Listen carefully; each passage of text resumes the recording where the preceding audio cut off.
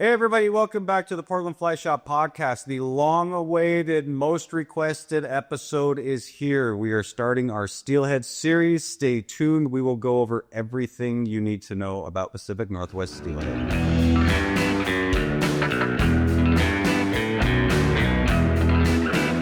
Thanks for coming back, everybody. My name is Jason. And I'm Ned. And this is going to be the first part of a multi-part series all about steelhead fishing in the Pacific Northwest, namely Oregon and Southwest Washington, with a little bit of Northern Washington. This has been the most requested by far. Everybody is on our ass about getting a steelhead episode up, but we wanted to be prepared. So this is going to be a multi-part series. This is way more in-depth and way more than we can cover in just 45 minutes. To really do it justice and really kind of get the goal here. So I don't know how many parts it's going to be quite yet. Quite a few. To really dig in, to really dig in the nitty gritty of steelhead. A lot more than just fishy greenbutt skunk and whatever. Like, we really want to get down to the cores of steelheading and to really help you. So, and this, as people that are watching this series, we're definitely going to start out with a little bit more basic in the beginning, for beginners, that people that maybe haven't steelhead fished at all yet. So if you're a seasoned veteran, you're going to probably get a little bit out of this, but definitely stay tuned for some of the more advanced episodes where we really go in and deeper into steelhead in itself, the deep dive. And also, disclaimer, this is all based on our experience, right? We're only as good as what we know and what we've experienced, and we've been doing it a long time. But there's a ton of opinions on steelheading, and there's a ton of politics, unfortunately, and a lot of attitudes and opinions and everything else. So you may disagree with some of the stuff we say, and that's awesome. Like, you have your own experiences, and that's fine. But we can only talk about what we know about firsthand. And so that's all we will talk about. So everything that we're going to be going over is not hearsay. It's things we know about, things we've experienced, things we've learned personally out there getting wet. So, yeah. And steelheaders were never opinionated on anything. So I know that we'll have somebody from some other state that's not next to ours and basically tell us that we're wrong, steelhead fishing is different, and this is the thing to do. And they're not wrong for their area. Know that steelhead act differently in different streams. Even in Oregon and Washington, there are different streams around that steelhead, there's no absolutes. They won't always do this, they won't always do that. So take everything with a grain of salt. These fish are a mystery, that's why we go after them. So sit back and enjoy the information that we'll try to give you. What he's getting at is we're talking about West Coast steelhead, not steelhead that eat hexagenonics. Yeah. Right. All right. So let's get into it. Here we go. Let's do it. So I'll start kind of off here as far as kind of questions. And so we're going to give you guys a little bit of a history of us, because I feel like you kind of have to put your cards on the table as far as like what you actually represent, Jason. So you were born and raised here in the Pacific Northwest, and you started basically steelhead fishing as a kid out here. You've guided for over 20 years in the Pacific Northwest, mainly Southwest Washington and a little bit of Oregon, and you even got a nickname. My favorite nickname, Smoking Jay. Smoking Jay. Yeah. I even had a hat. Yeah, that's amazing. I had a hat with the steelhead smoking a cigarette. And then it said Smoking Jay. So let's give everybody a little bit of your background. All right. So Smoking Jay is an easy one. I smoked cigarettes like 2 packs a day for over 20 years. And to this day, I'm wondering if I should have quit. Oh, yeah. But anyway, there's once you're a smoker, it's always there with you. So anyway, born in Portland, raised here, been here my whole. Moved to Seattle twice, and because I didn't learn my lesson the first time, and Portland kicked Seattle's ass, and there's nothing you can do about it. So let's see what kind of comments I get on that. So basically, I caught my first steelhead in 1994. I was 14 with my dad on a guided trip on the Kalama River. That's not true. It was 95. 95. Because I remember I had my learner's permit, but I couldn't quite drive there. Nice. So anyway, long story short, I got laid off one day. That's why I'm doing this, and that's not a lie. I was corporate America, cubicle, riding mofo, and the 2008 housing crash happened, and I was in electrical distribution, and I got laid off, and I always had the dream of being a guide, like the romantic vision of guiding, and all you guides out there will know what I'm talking about, that the romantic side of guiding isn't quite reality when you get down into it. But I had a year's worth of unemployment, and it was time to make a go of it. So I started guiding, and it was probably 2009 when I started actively guiding. And I was an okay guide. I was really green. I knew how to catch steelhead myself, but I didn't know how to translate that into clients really very well at that point. I was fishing the Klickitat a bunch on my own, and I started guiding the Klickitat, and that's when I ran into Jack Mitchell's crew. And keep in mind, back when I started guiding, it was kind of the mecca of steelhead anglers. Like, this is like the celebrity show of who was out there on the river. We just had, the Deschutes alone, right? You've got Brian Silby, Travis Johnson, Matt McCrary, Tom Lerner, Hickman was down there. I think Evan from Deschutes Angler was down there, and there's tons more that I'm forgetting, but Brad Staples was in the lower river. We just had this fleet of incredible fishing guides. And as a new guide, you either get good or you get gone. It's really just like that. And then on the Klickitat, and I was guiding the Deschutes a little bit, but I was really mostly in Southwest Washington because at that time I lived in Vancouver. And so I ran into Jack Mitchell's guides. Jack Mitchell owns the Evening Hatch, owns the Steelhead Ranch up there. And there's something about Jack Mitchell. He can pull some of the most amusing fishing guides I've ever seen out of a hat, and they work for him. Like, he's just got this way. And in those days, we had the most epic crew of steelhead guides basically living at the ranch. They all lived in the garage. We call it the swamp. A bunch of, mid to late 20, ultra testosterone, highly competitive fishing guides that all got to tally up the numbers at the end of the day to each other, and the clients were all staying with they're all at the same dinner table. And so it was nothing but bragging rights. And when we're, a lot of people out there will know who I'm talking about when I say names like C.J. Emerson, Bo Liebeck, Johnny Weiss, Kevin Mahone.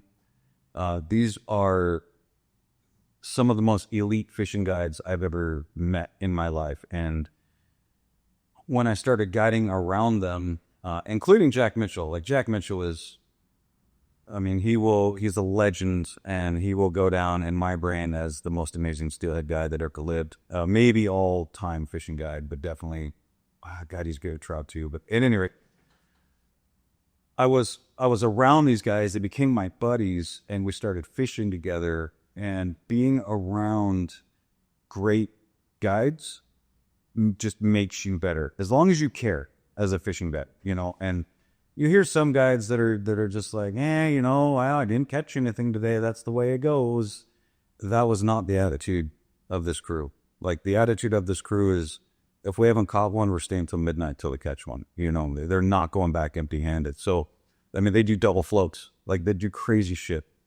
And so I just inherently learned, watched, became friends, and that's really where my progression as a steelhead guide went from, 1 fish a day, 2 fish a day, to 5 fish a day, to 10 fish a day. And in these years, we had epic runs. I mean, this was the peak where we're getting hundreds of thousands of fish back in our rivers.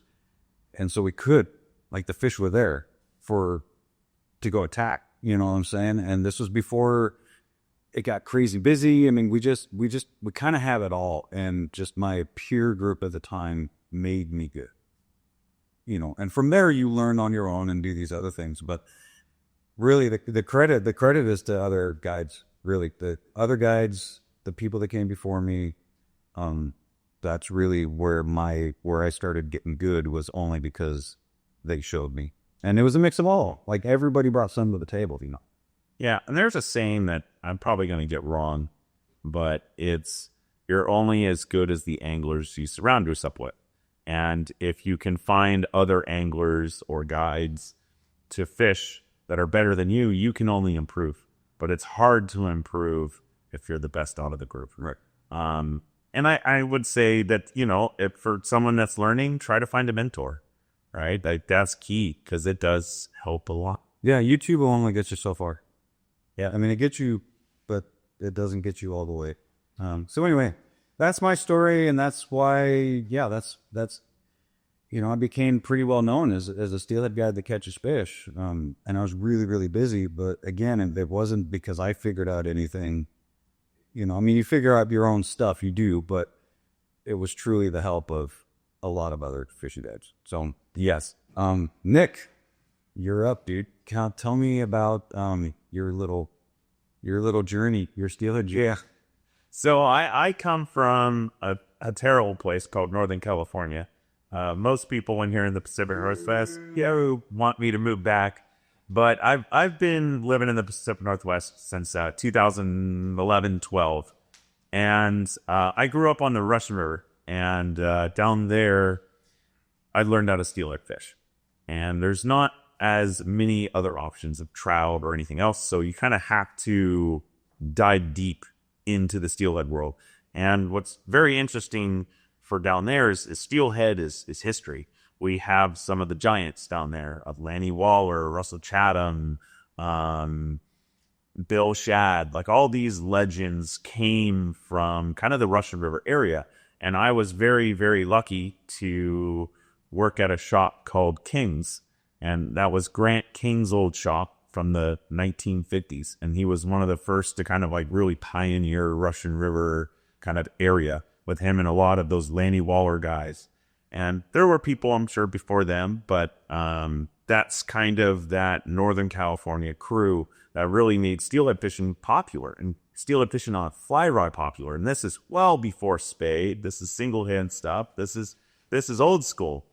And so since I worked in a shop down there, like, a lot of those guys kind of took me under their wing. And so I got to learn by these people. And down there, they don't give you the information. You've got to work for it. And so it took time, and it took a lot of respect to get those guys to kind of take me along and show me the ropes. The first time I ever saw a spey rod being cast, Tim Rajeff came down, and this is probably in 2006, 8, somewhere in there, and did a spey presentation, and no one down there had seen a spey rod. And there was like one guy that we heard of that did it, and it just like blew my mind. And that was kind of the moment that I knew I wanted to come up here, and I wanted to chase fish. And that was like, oh my God, Pacific Northwest, you got the Columbia, it has so many. This is just crazy. And so fishing those rivers, learning a lot of those things, and then moving up here, I got to learn a lot of different perspective. Those rivers down there are very different from the rivers up here. Steelhead still do the same things, but the habitat is different. So when I moved up here, I got to learn by some of the other greats, listening to Josh Lynn and like Marty and Mia and Brian and Travis, and like listening to all these guys talk and see and watch them on the river was just absolutely incredible.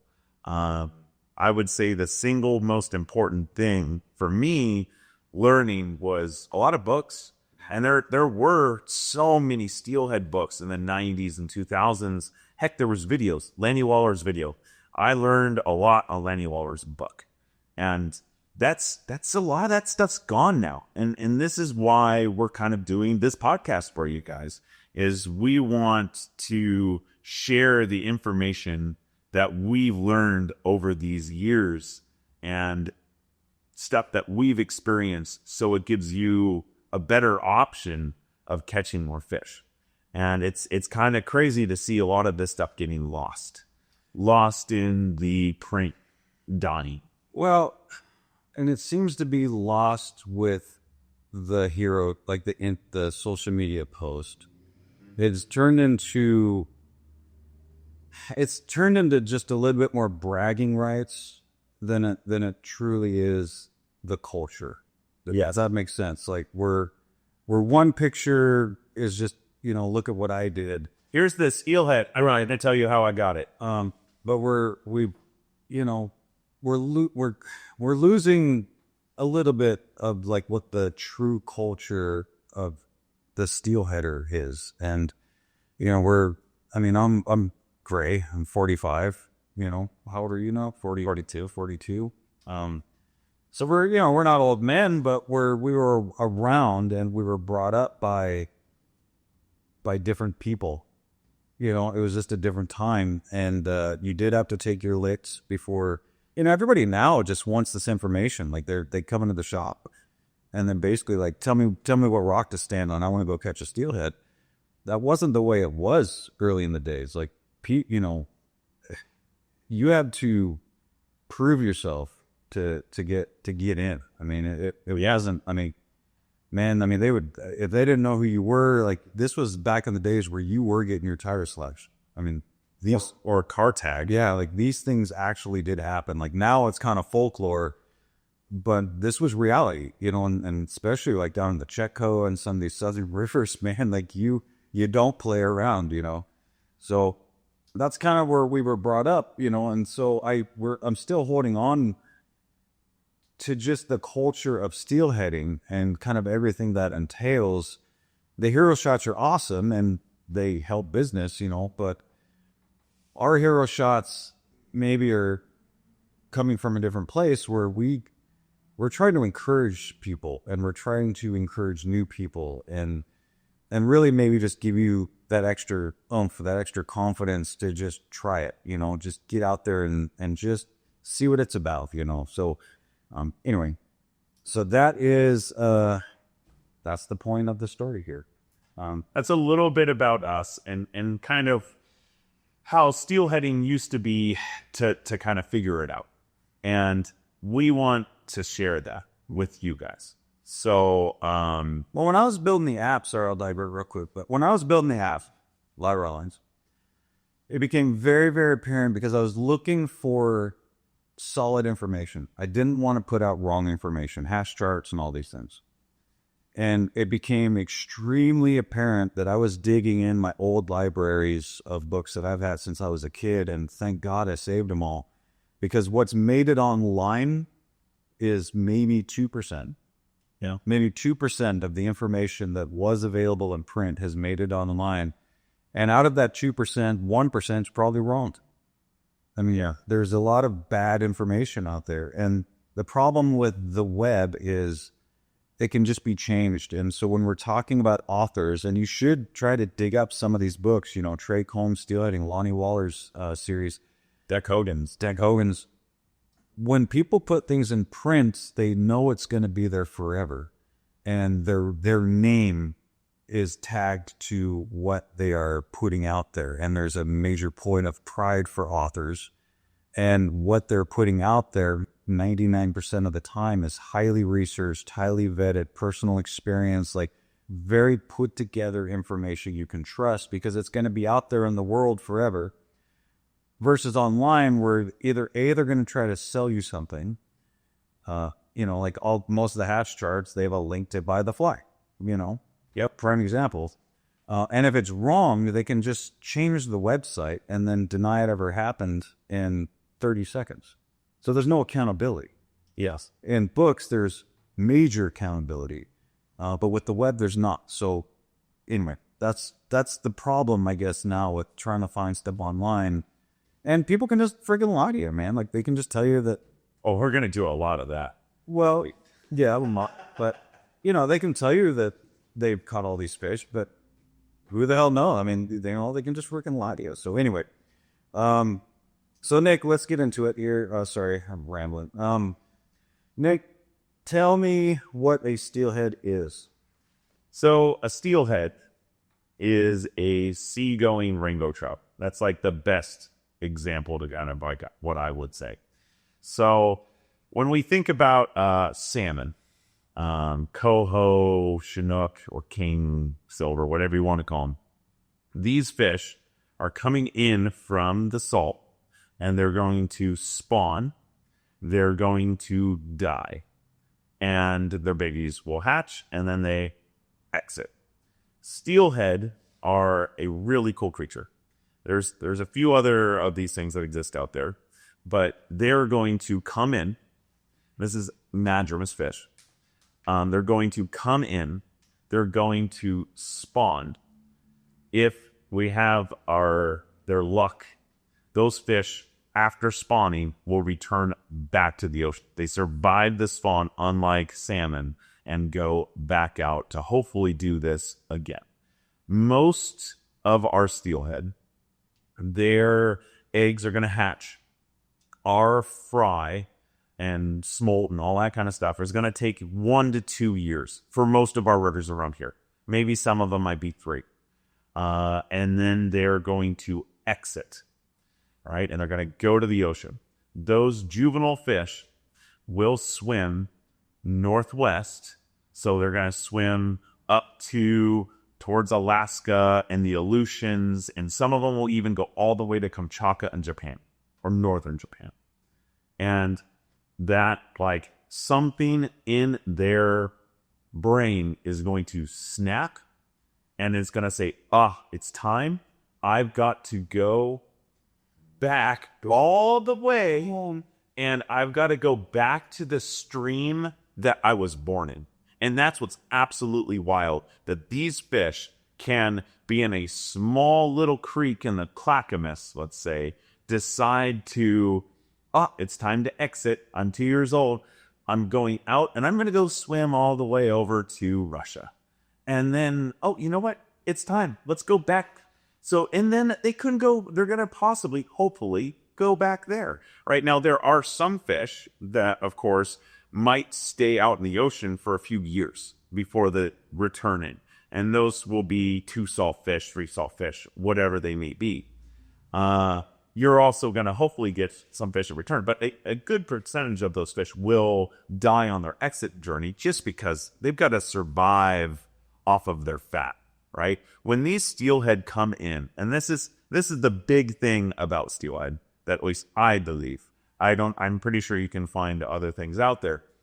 But when they come in, they're not consuming. A rainbow trout, your brown trout, all that other stuff, why they're easy to catch is you go and you look and you're like, oh my God, that thing is eating a grasshopper. I'm going to put on a grasshopper. Oh my God, I caught him, right? If you go steelhead fishing, that steelhead's not eating anything. And sure, they're going to grab stuff and they're going to put it in their mouth, but they're pretty much doing that out of aggressiveness, territorial, or just curiosity. Those are like the 3 main things the steelhead is going to grab. So you don't have these aggressive fish where you just get to go, it's consuming that. That's the hardest part about steelhead. But this life cycle, this journey is what's so crazy about these fish. Well, we'll really throw you for a loop. And so steelhead are they're very highly studied, but we really don't know anything about. Like, truly. Yeah. Go ahead. There was a lot of studying that was starting to be done. I feel like this was in the 90s, and they were doing tags and all that other stuff. Yeah. And they lost all the funding, right? And so most of the study stuff has been done more river-based because it's inexpensive. We can, with tags and that kind of stuff. But all the ocean stuff, we don't know as much as we think we do. And what's wild is if you take it to shoots, well, there's some rivers that are truly just unique onto themselves. They're not like eating routes. The Skagit would be one. The Deschutes is one where these fish, like, for example, they now have studies where a Deschutes River red-side rainbow trout one day will just say, I want to be a steelhead. And he'll go be a steelhead after, 3 years of just being a trout in the river.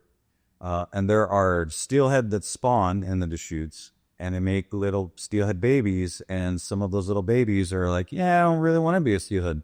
I think I want to be a trout. And they just be trout, like resident Deschutes River rainbow trout, which is insane. Like, how do you even study this? Like, how do you even begin, right? And then you can see that when you catch trout on the Deschutes, you like look at this and you're like, my God, that looks like a steelhead. But it's acting like a trout and it's here at the wrong time and all the other stuff. And then you catch some of the steelhead and you're like, my God, you look like a red side. Mm-hmm. Well, unlike the Skagit River, so just because the fish are supposed to come back doesn't mean they have to. So since steelhead don't die after they spawn, if conditions aren't right, and last winter was a prime example of this, perfect example of this. If conditions aren't right, they will just wait another year. And so 5-6 years ago, they did scale sampling on the Skagit River. If you didn't know, you can pluck a scale from a steelhead and read it like rings on a tree. It'll tell you kind of its whole lifespan, when it was in freshwater, when it was in saltwater. And they had like a little 6-pound fish that had been back to the freshwater twice. And they had like a 16-pound fish that was its first trip back to freshwater. Like last year was a prime example. If anybody remembers, we had a rockin' December and January, like lots of fish, really shaping up to be an incredible winter. Then it got like 18 degrees, and it stayed 18 degrees for 6 weeks. And the rivers when we were fishing on 35-degree water. No fish came back. They didn't. Why would I leave the ocean that's 20 degrees warmer or 15 degrees warmer than the river I want to go spawn in? So, and it was super low, super clear, very dry. And the whole run just fell off. And we didn't see big returns until May, like late April, May, when half the rivers were closed. We saw a big push of winter fish come in and spawn like right away. Yeah. And if you look even in the history, so Mount St. Helens blew up. What was that? 1980? 80, yeah. So when I was not alive yet. When that thing blew, I already got my first steelhead. No, you have to. So when that thing blew, those fish didn't go back up the Toutle. They decided to go up a different river. That's absolutely bonkers. I mean, there's a stray rate, but they found that those fish either just decided not to go up that river during the eruption or go up a separate river because that's a better option. These fish will take advantage of whatever they can. If there's a bad condition year or if there's a massive destruction thing that happens to that river, they're going to abort. They could go back out. They can stay. The biggest steelhead period that come out supposedly are fish that'll stay up to 7 years in salt before they come in. And that's like your 30 plus pounder, which is insane. They just gorge on food out in the ocean. So real quick, we'll just get into summer run versus winter run. What's the difference? And it's real easy. Summer run, it's not just timing. There's actually differences. So summer run typically come in, we've seen them as early as the earliest summer run I've ever hooked is March 5th. It was on my birthday. But they'll kind of start in the spring and they'll continue to, and I know it's a summer fish because it was on the Mackenzie and they all have winter fish. There's another way too. So if you were to, let's present 10 hatchery fish, you cut it out already. Well, no, we'll get that. Okay. I'm getting it. Okay. So we're at summer fish, we'll say spring through, we'll see fresh fish depending on region, but through middle of November would be considered a summer steelhead. You can break it up into summer and fall fish. Most of us do. Most of us will call it a fall run because like some of the rivers in eastern Oregon don't even kick on until fall, like true fall. But generally speaking, the summer fish are spring to fall. Winter fish will be late fall at the very earliest, so late November. And they'll come in clear into early May, but primarily we're talking January through April. That's kind of the main winter season. And I would call the main summer season July through November if we're just mapping out prime, times we go fish for them for the most part. Now, summer fish come in immature and they sexually mature in the rivers. Winter steelhead come in fully mature, ready to pop eggs. So you will see summer fish come in immature. They have huge fat reserves, much more than winter steelhead, because they got to be in freshwater much longer, because they won't spawn until February with the winter fish. So summer fish come in, hang out. They have little microscopic eggs. They mature in the river somewhere January, February, March. The summer steelhead spawn. Winter fish will come in, and we've seen winter fish come in, red up, spawn, and get out of the river in a week. Like it happens. Yeah. The Olympic Peninsula is like notorious for it, where like a fish will come in, dump eggs, make babies, and get the hell out. Certain rivers, Skagit does that too. Certain rivers are just, very fast in and out. Sometimes some fish hang out. Like again, they're all different. But winter fish come in, they have a job to do. They want to make babies. They're ready to rock and roll. And they get on the reds pretty quick. So that's the difference between winter fish and summer fish. Yeah. And for those anglers that are starting to get into this, there's a really good, easy kind of run if we're thinking about summer steelheading and winter steelheading. And this is kind of goes into a little bit of areas. But if we look at the Cascade Range, like majority of our rivers that are there's definitely some that aren't this. Majority of rivers that are on the west side are coastal rivers. Most of the stuff in the Willamette Valley is going to be majority a bigger winter run. And again, Mackenzie, there's a couple coastal rivers. Some of the lower Columbia drainages have summer fish in them and have a lot of summer fish in them. But majority are considered winter steelhead. I'm talking about Clackamas, Sandy, Wilson, Trask, this stuff, all those. And then if we go onto the east side of the Cascades, that is primarily just summer fish. And there are not really any winter steelhead that really go east of Hood River. Yeah, and the summer fish that we have in the valley, typically speaking, are going to be an earlier fish, like an earlier summer fish. Yeah, they're almost like a spring steelhead. Right, like May, June, usually up until mid-July, just because the water gets really low, it gets really warm.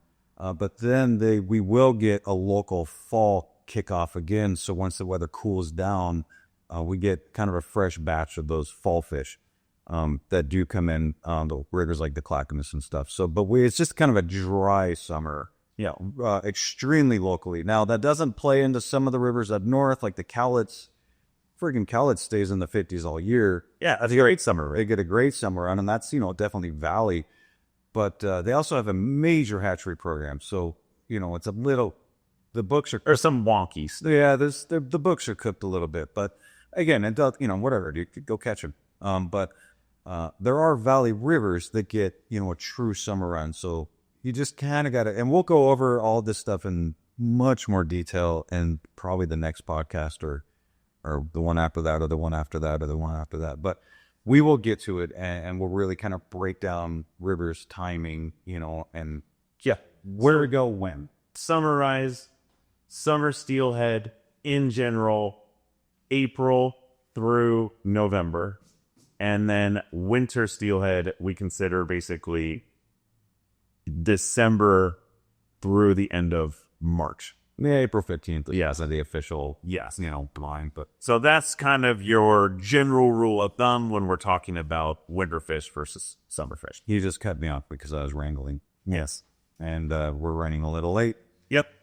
So we'll get back to this little interview process just because it's cute. Nick, why do you fish for steelhead?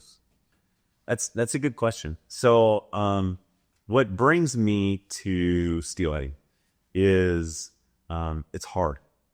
Like, you don't do a lot of things because it's easy. There are definitely things that I do that's easy. Like Euro nipping is one of them. But you do steelheading because it's hard. And there's never the end of the learning curve. No matter how many times I steelhead fish, no matter whatever river I go to, I'm always learning something. It never stops. You can be 60 years deep in this and all those expert knowledge years, and you're still going to learn something. So it's the endless pursuit of this fish. And then, of course, it's the journey. These things are making this crazy journey that we just discussed. And you're having a moment with something that's so special that was able to survive all these crazy factors. You know, nets and seals and orcas and all this crazy stuff, just to have an experience to hold this thing, right? And be a part of its journey, right? That's kind of what makes steelheading cool for me and makes me want to keep going back.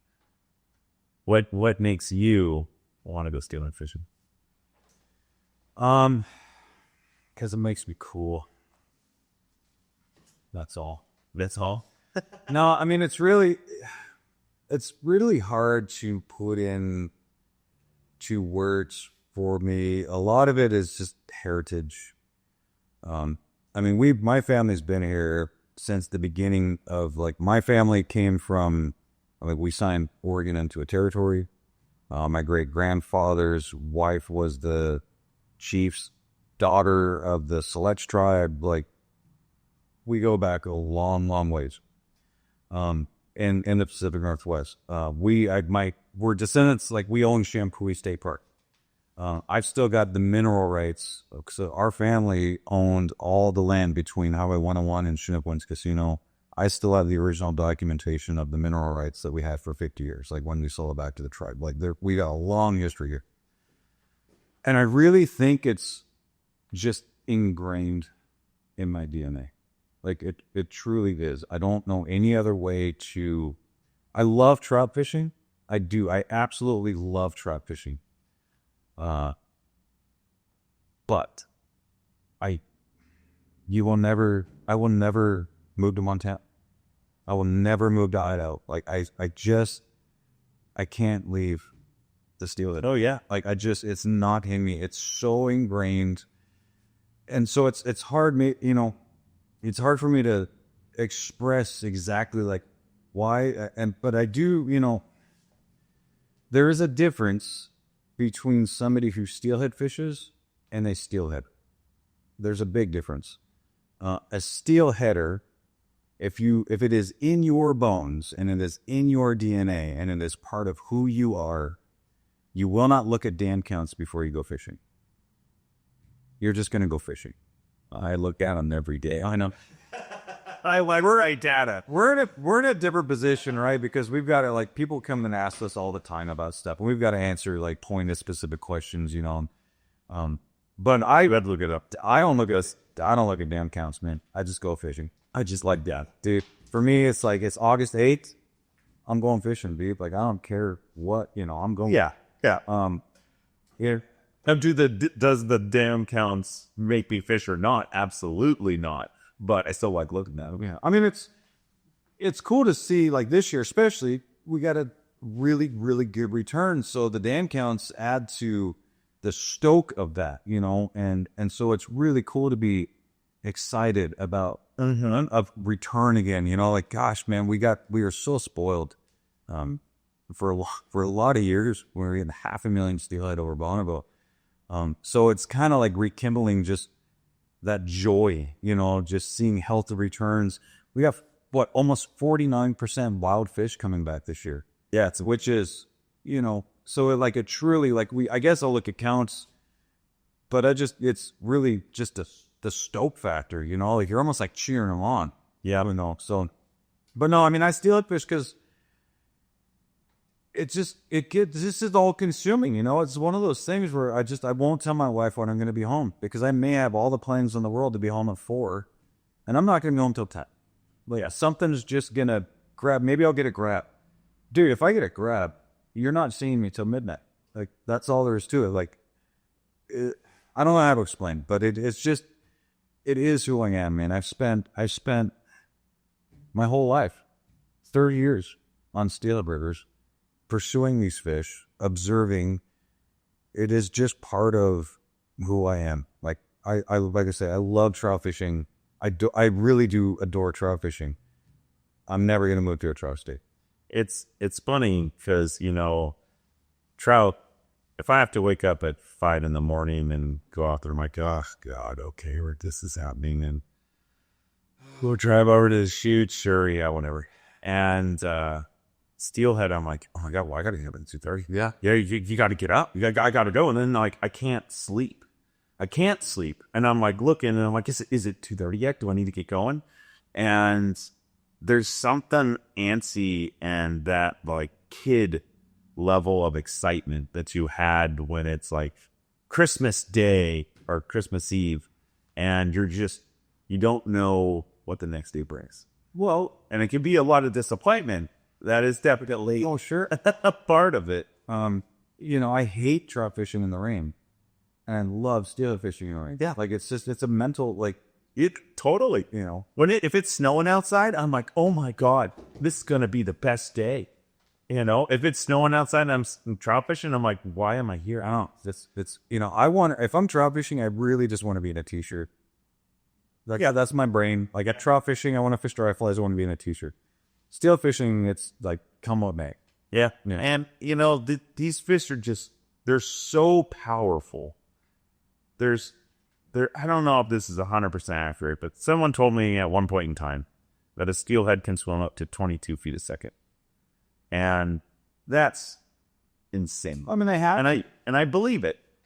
And when you hook one of these fish, and especially if it's one of your first times doing it, and all that sudden that reel is spinning so fast, and you don't get your hand away quick enough, and it hurts real bad, and everybody just wants to crank down on that thing, and it's just pop, pop, pop, pop, pop, pop, right against your hand. You'd come back, and your fingers are bruised. That's steelhead fishing. There's not a lot of trout, at least a lot of trout in the Pacific Northwest, that can do that. And these journeys where you're going to go to this river, let's say the Deschutes, and it's lost in time.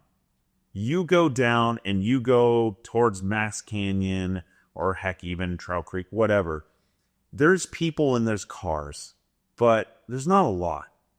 And you put your feet and you get in this rhythmic swing and step mentality of where you're just moving and you're doing the same thing over and over again. It's methodical.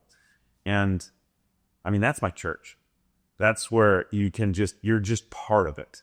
And you're just having this experience. It's the closest thing I think of meditation that exists for just the angler, right? I mean, trout, you're steelhead, you're hunting, you're looking, you're doing all these things. But when you're in the zone and you're in a run, you disconnect. There's only one thing. There's only the cast. There's only the swing. There's only this moment. Everything else is gone from the world. You are connected to this place that is just ancient with these stones and rocks and trees and stupid wind that's going to drive you crazy. But for the chance to hook one of those fish. I get a little opposite. It is not Zen for me. No, at all. No. I love the beauty. There's really nothing more beautiful than a steelhead river. Truly. Yeah, you float down the Deschutes, especially the 3-day trips, and you just realize you're doing something special. You float down the Queets, which maybe I hope someday I'll be able to do again with the fishing rod in the boat. But you float down the Queets, you float down the Hoe, you float down the Soul Duck, you float down, like, you just know you're somewhere really special. It's just there, you know, and but no, I don't get zen, dude, at all. I get really competitive. I, you know, if, and people that have seen me, friends that have seen me like on the river, They're not friends anymore. if you're not in my boat for that day, you're the enemy. Like, we'll be buds at 5, but I'm gonna beat you to the spot. Like, I'm gonna beat you to the slick. I'm gonna beat you to the bucket. I'm just gonna. Oh, it's still all out war, yeah. But once your feet are in the water, yeah, it just depends. It depends on how many people are around, right? If it's me and like one other boat, it's very chill, and I can relax. But this last winter, dude, if it's me and like 10 other boats, like, game on. yeah. Game on, dude. So, the lore of Pacific Northwest steelhead, and we kind of went through this a little bit, but we get crazy amounts of people from all over the world that come into the shop and ask us about steelhead fishing. You know, I mean, even if you look at, you know, a lot of the OP guides, they come from Montana to guide the Olympic Peninsula. We have people that just flew in from Japan to go steelhead fishing, you know, a weekend with the Deschutes. We get a lot.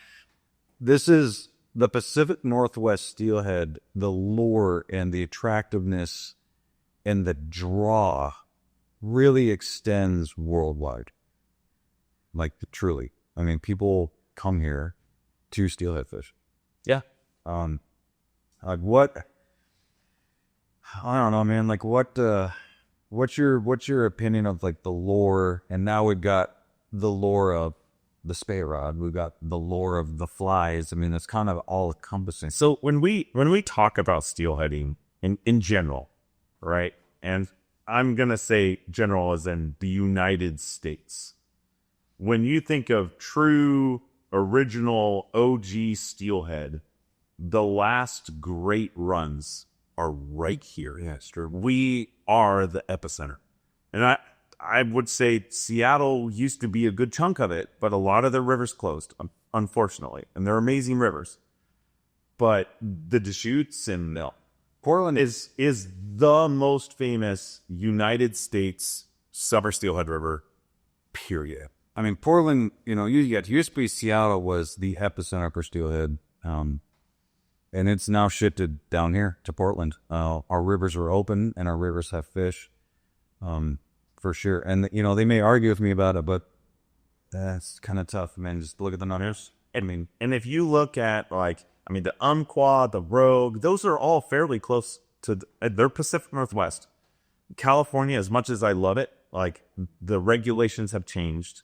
The ability to fish rivers when you can fish rivers is incredibly limited now because of regulations.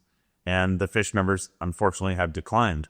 They were incredible in like 2006 and 2008, and they just haven't rebounded to what they had. A lot of it is due to storms and due to habitat and water temperatures and that kind of thing. But if you want a good chance, like, of coming here or going steelhead fishing and having an opportunity, the Pacific Northwest is it. And Portland is the epicenter. Yeah. We drive 2 hours in any direction. Yeah. And like, literally, sitting in Portland, Oregon, I can drive 2 hours in any direction year round, every day of the year, and have a shot at being a steelhead. Yeah. And there's not many places that could say that. Yeah, and if you look at the Skagit lines, like, they're invented, you know, of course, off of the Skagit. That's Pacific Northwest. You have all the greats. You have Ed Ward. You have McCune. You have all these guys that all learned out here. Mm-hmm. They didn't learn in Montana. I mean, some of them are in Montana now. Right. But, like, this is the birth of, like, true steelheading of what it is and where you still have your best odds. Now, of course, you can go to BC and Alaska and have more fish at certain times. Sure. But you can't really get there easily. Yeah, it's hard to even argue that maybe they have more fish. I think they've got, we started talking about this a little bit, but they got more buyers. Yes. Those rivers have been catch and release so long. They haven't been inundated with hatcheries and the kill culture for recreational angling. And so, I was talking to Guido with the Wild Salmon Center about this. Guy's really knowledgeable. We'll have him on here hopefully pretty soon. And he just said something that I never even thought about, and it was in Waller's audiobook you told me, but the culture of even a hatchery fish, but you take it and you kill it, you've killed the buyer. Yes. And you're pulling every steelhead that bites your fly and you kill, you're pulling those genetics out of the river. And so pretty soon what's left are like the non-buyers. The only fish that end up going back to the hatchery are the quickest fish. So they're not stopping, they're not holding. And they're typically the fish that don't bite you. Right. And what's crazy is you see that on the cowlets for sure. Like you'll be over a pool of 200 fish and none of them are like interested some days. Yeah, because their grandparents never bit. Right. Right. So it's very interesting. It's definitely a theory that makes sense to me. And it's definitely a theory that I think I believe it. After everything I've seen, and then I've been to BC, I've been on the Dean, I've been on the Bulkley.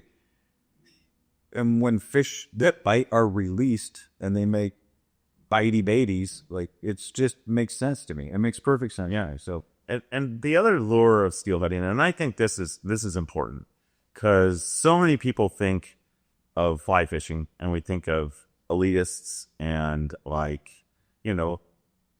big bank accounts, and that sometimes you have to have that to go to BC and go to some of these crazy launches. But these original OG steelhead anglers, when you talk about Lanny Waller and Deck Hogan and all these guys, none of them had money, right? This was all the original OG fish bumps. Mm-hmm. Like Bill Shad, probably one of the most famous Northern California, Southern Oregon angler of all time, didn't have a job.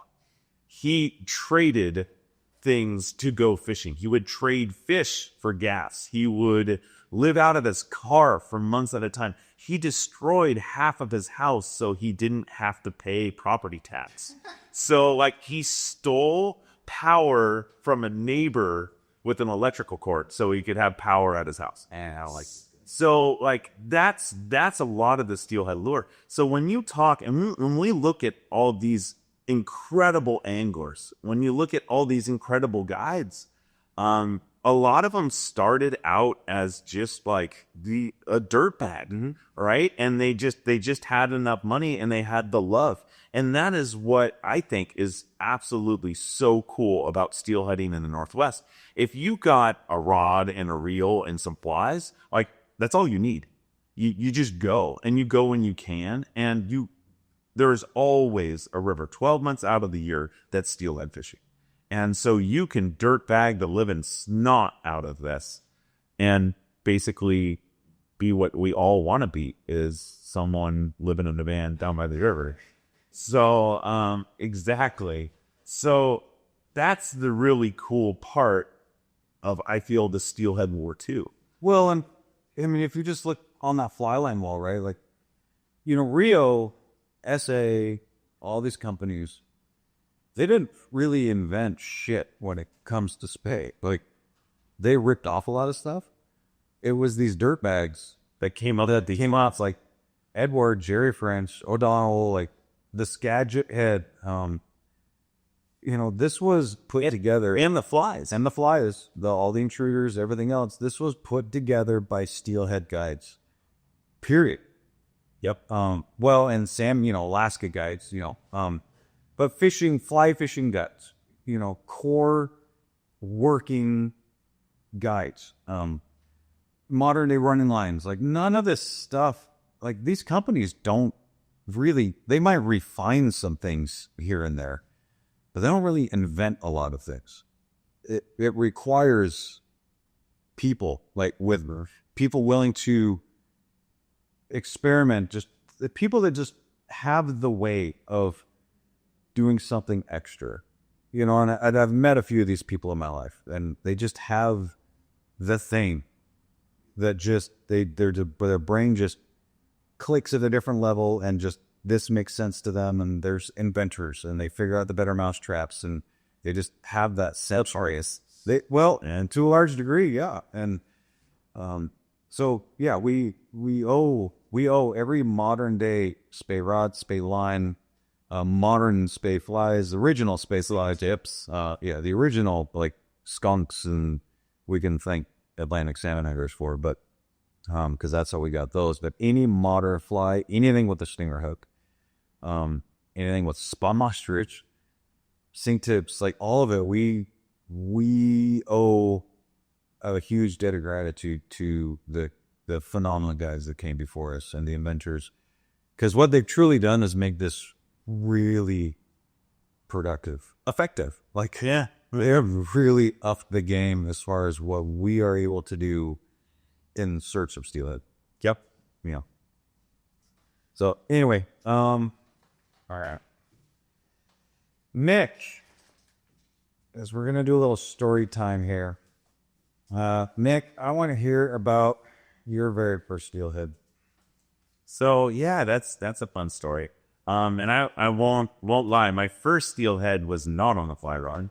It was it was on a gear California, and my boss at the time at the shop that I worked at took me out, Steve Jackson, and I hooked this fish, and I was young and dumb, and I remembered that the grab. Oh my God! Here's this just thing pulling.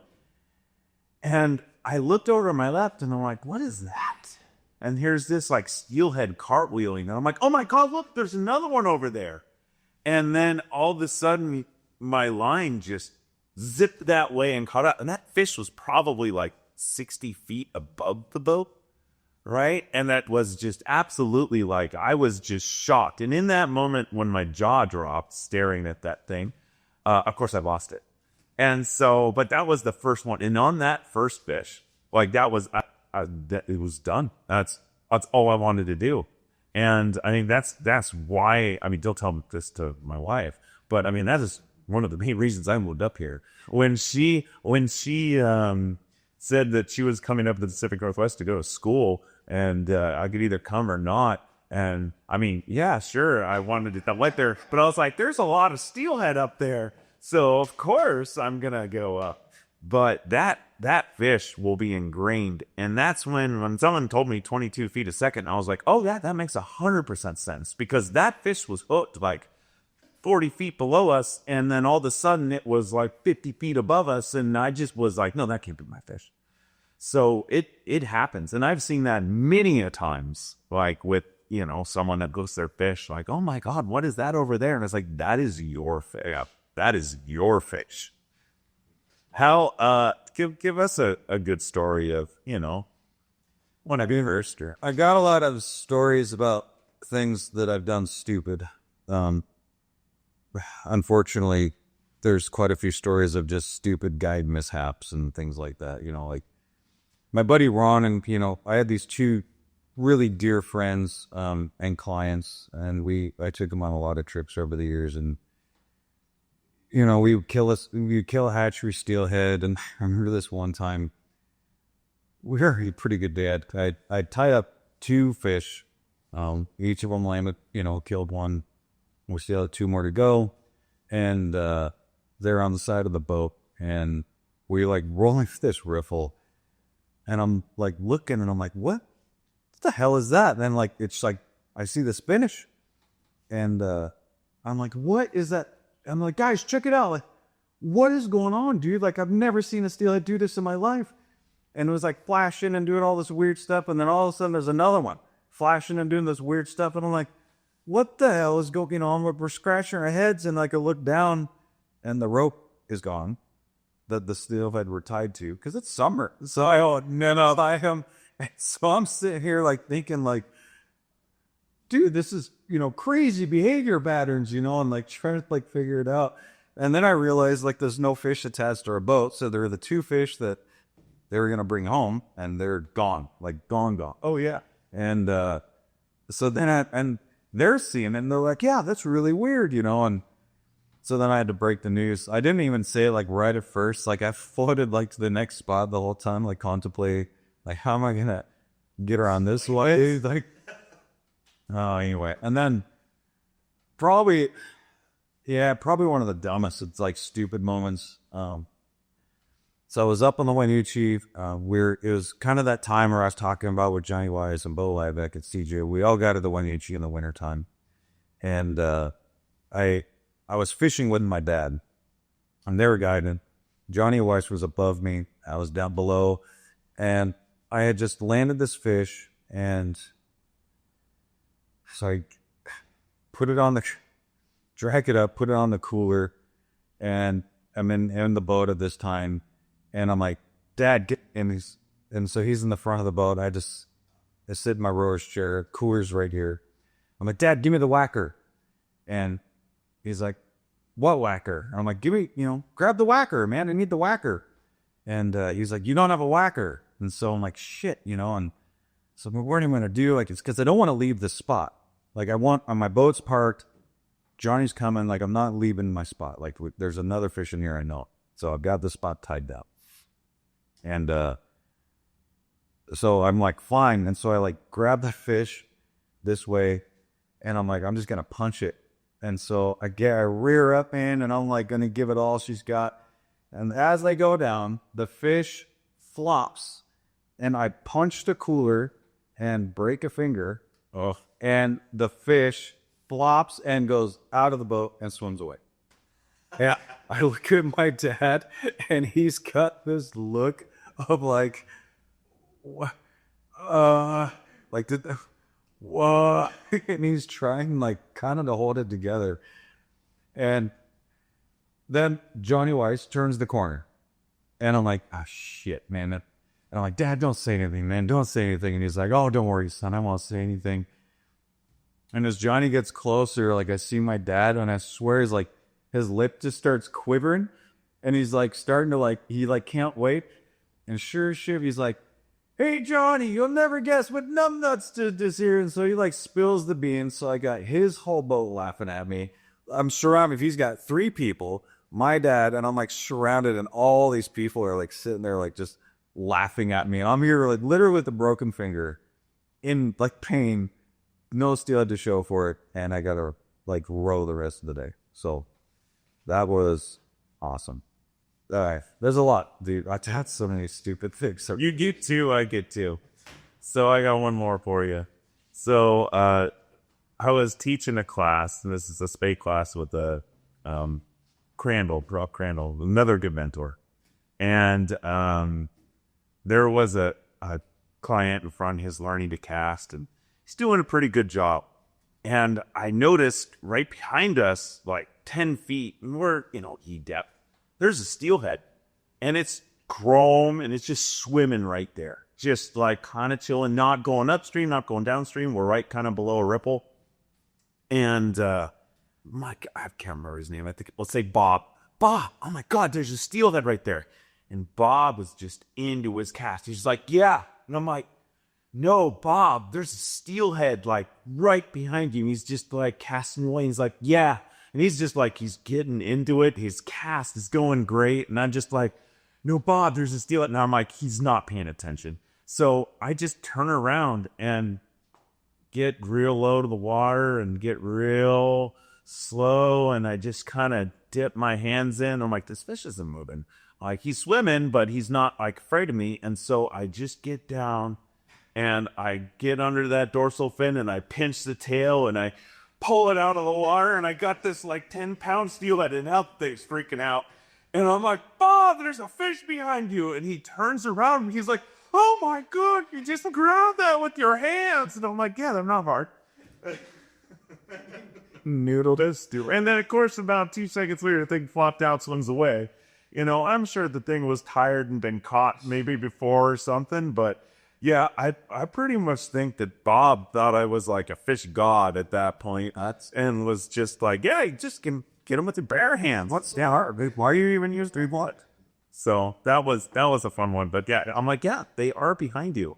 So you don't. The lesson learned there is fish all the way in when you're swinging because they're in shallower water than hammock. Yeah, and your first cast should just be the tip. Exactly. Yeah, always. Maybe even the leader, depending on Exactly. All right, so moving on. This is kind of a prelogue to the series, as you might have guessed. We're not getting into nitty-gritty yet. But we do want to encourage new anglers who are intimidated. Steelheading, everything about steelheading, the fact that they're hard. You meet some extraordinary personalities. Some are not very nice. And there's a ton of mystery, and they have this reputation of being the fish of 1,000 casts. Yep. There's a lot of reasons to not get into steelheading. I would really tell you that there's a lot more reasons to get into steelheading. It will change you, and it'll make you a better person. Yeah. Yeah. And the thing is this, if you decide to go down this path, and you should, it's a journey. This is going to take time. There are definitely a lot of steelhead that favor the beginners. That's true. And you can be just as dumb luck as I have and catch one on your first time out. And trust me, when that happens, your luck is going to just, it's always give you the taste. And so, like, you can go out there and sometimes get one on your first day. A lot of times, it's going to take more. Don't get frustrated. This is the journey. This is the path. You don't climb Everest by only going a mile. All right? You've got to take your time. You've got to work to it. And that's what makes these fish so cool, because you're going to have these aha moments where something just clicks and you got it. And they never stop. I had a killer aha moment last year, and we'll get into that in some other podcasts. But they never stop, and this journey just keeps going, and that's the super cool part about steelhead. Yeah, I mean, case in point, we had a really good day last week where we hooked a lot of fish. And actually 2 of the fish came in a spot on a river that I have fished my entire life. My entire fishing life, I have fished this river. Before I could drive, my mom used to drop me off and just let me pound banks while she read a book. We caught 2 fish in a spot that I had never fished before. Yeah, this was last week, and I guided this river for 20 years, dude. Like, so you will always be learning. Your skills will grow in time, but the more time you spend, I promise you, they will grow. And it gets easier. Yes, much. The more you go, the more you learn a spot, and the more you start being successful.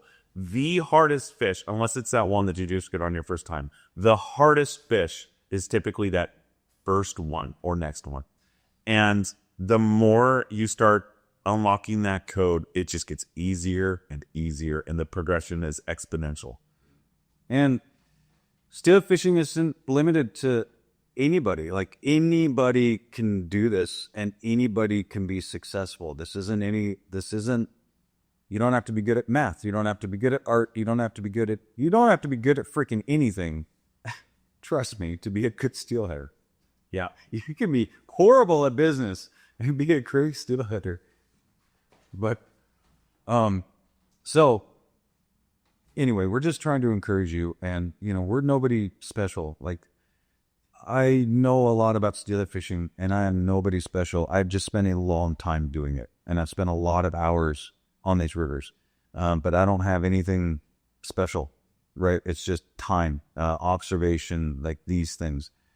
So anybody literally can go out and start their steelhead experience. Just don't be intimidated. The only thing is you have to be an active participant in your own sport. Yeah. You got to go. You can't catch them from the couch. Yeah, exactly. And then, So thanks for kind of listening to this and listening to this intro. Again, I know this is a lot of stories and a lot of just basic stuff. We're going to get way more in depth.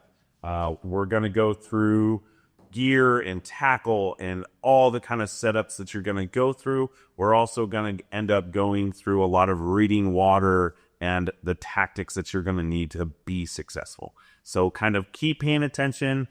Subscribe, especially if you like this one. And if you want to keep up, we'll eventually get this in a playlist so that everybody can just kind of follow along. If this is your first time steelheading, this will be a great starting point, moving on from here to learning how to be a great angler. and next episode is going to be kind of half and half. We're going to talk about gear, the first, like what you need to get going.